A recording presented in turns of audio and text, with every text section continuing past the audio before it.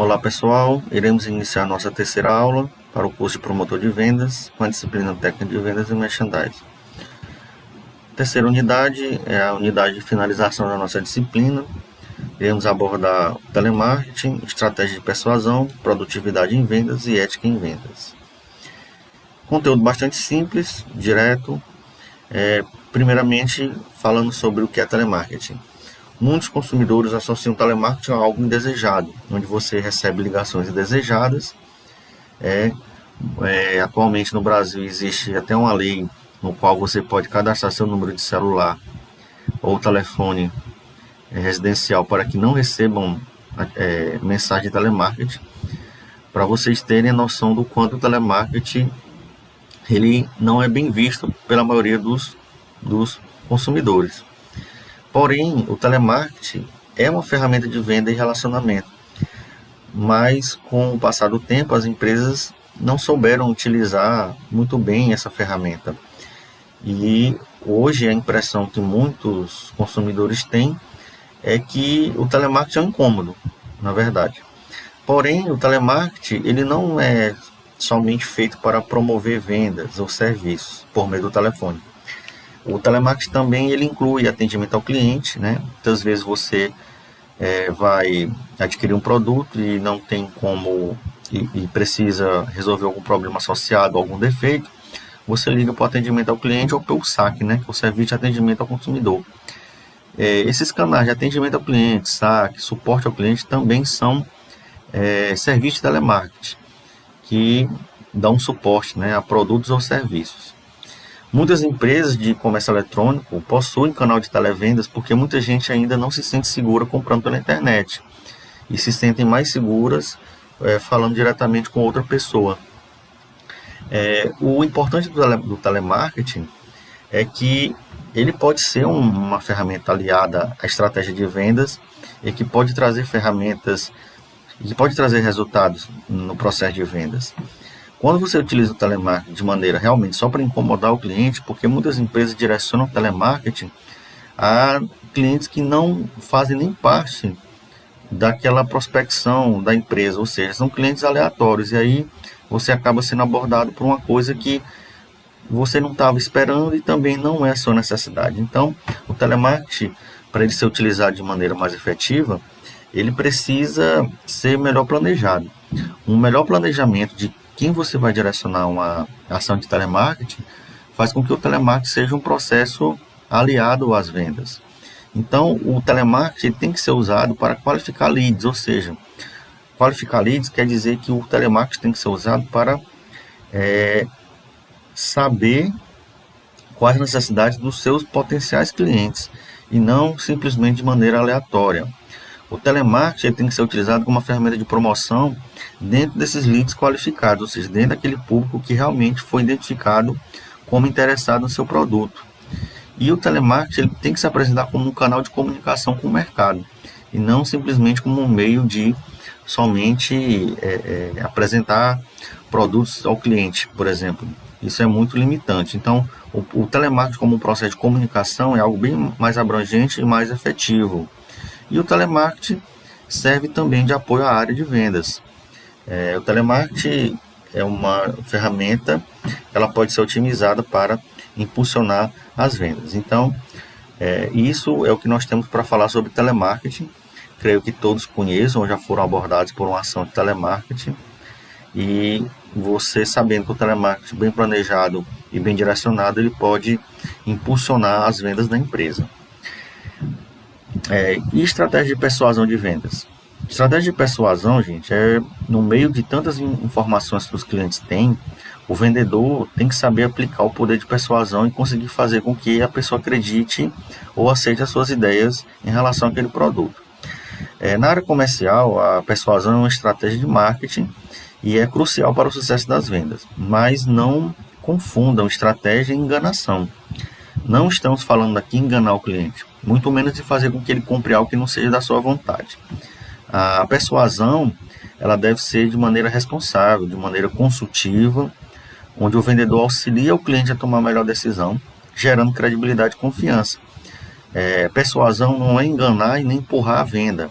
É você, como vendedor, se certificar de que o cliente realmente necessita daquilo e você fazer com que ele acredite e tenha credibilidade no processo de vendas. Isso são estratégias de persuasão. Alguns vendedores são bons estrategistas de persuasão porque eles passam bastante confiança aos seus clientes.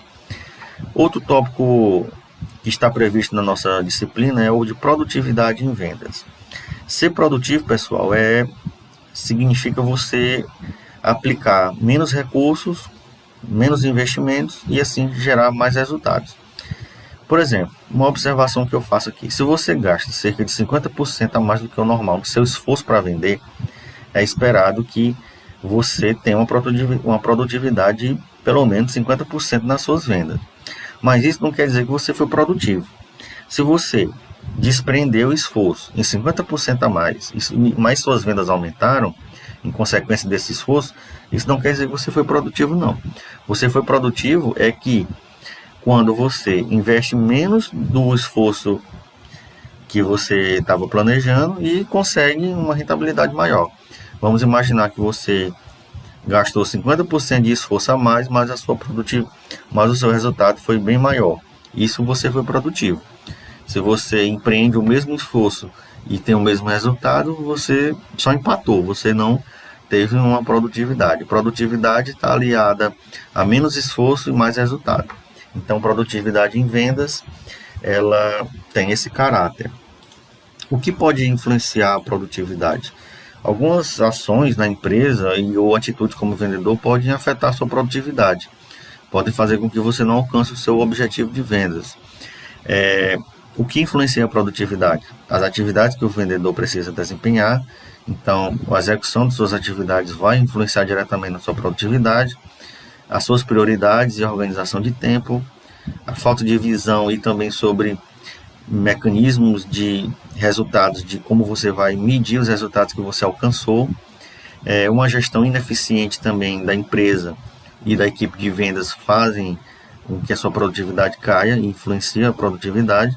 E a falta de treinamento e capacitação para superar os desafios que o processo de venda impõe. Tudo isso pode influenciar a produtividade. Então, a produtividade ela é afetada por pessoas, processos, gestão e tecnologia. Pessoas mal treinadas, processos mal aplicados, gestão ineficiente e tecnologia não adequada afetam negativamente o processo de produtividade em vendas. Por outro lado, pessoas bem treinadas, processos bem definidos, gestão eficaz e tecnologia adequada afetam a produtividade de maneira satisfatória no processo de vendas. Então, algumas dicas simples para se melhorar a produtividade em vendas: organizar as tarefas, organizar o processo, controlar informações, ter um bom relacionamento com clientes e metas aplicáveis e desafiadoras fazem com que os vendedores tenham maior produtividade. O processo de venda, gente, é um processo estratégico. Então, a estratégia para se ter um resultado eficaz em relação às vendas, por exemplo, eles precisam ter produtividade. E a produtividade tem esses aspectos de como o vendedor, para ele ser mais produtivo, ele deve organizar suas tarefas, controlar as informações em relação ao cliente, ao produto, estabelecer prioridades do que ele vai falar e persuadir o cliente no momento da compra. As metas elas têm que ser aplicáveis, não adianta você colocar uma meta que você não sabe que não vai atingir ou não tem estrutura para atingir. E por fim, um bom canal de relacionamento. Por fim, vamos finalizar falando sobre ética em vendas. Antes de tudo, a atividade de informar o consumidor é identificar sua real necessidade. Então, quando a atividade de vendas deixa de lado a função de informação e passa a esconder aspectos importantes do produto ou serviço, apenas para convencer o cliente na base da mentira, essas práticas podem vir a prejudicar o comprador. E aí você tem um lado não ético do vendedor. Você pode entender ética em vendas como algo certo e errado. Aquilo que é certo, você tem que passar a confiança para que o cliente tenha conhecimento do que realmente é correto. E o lado errado é aquilo que o vendedor, num momento de somente passar a compra, passar a venda, ele vai começar a ocultar informações. E aí você esbarra na questão ética. Então, o caráter educacional da venda deve ser resguardado. A conduta ética do vendedor passa por não ocultar informações, falar sobre a capacidade de limitação da sua venda. Muitos vendedores não têm autonomia para dar descontos, por exemplo, mas ele fala que você vai ter um desconto. Isso ele não pode ocultar. E além disso, um consumidor satisfeito, ele sempre retorna, né? O que acaba resultando na fidelização do cliente com a organização. Então, o lado ético de vendas passa por essas questões. Isso na prática é bastante comum. Muitos de vocês já devem ter sido abordados ou entrado em contato com algum tipo de situação como essa. Então, pessoal, chegamos ao final da nossa disciplina. Espero que tenham adquirido os conhecimentos aqui expostos. Desejo a vocês bastante sucesso e bons estudos. Obrigado.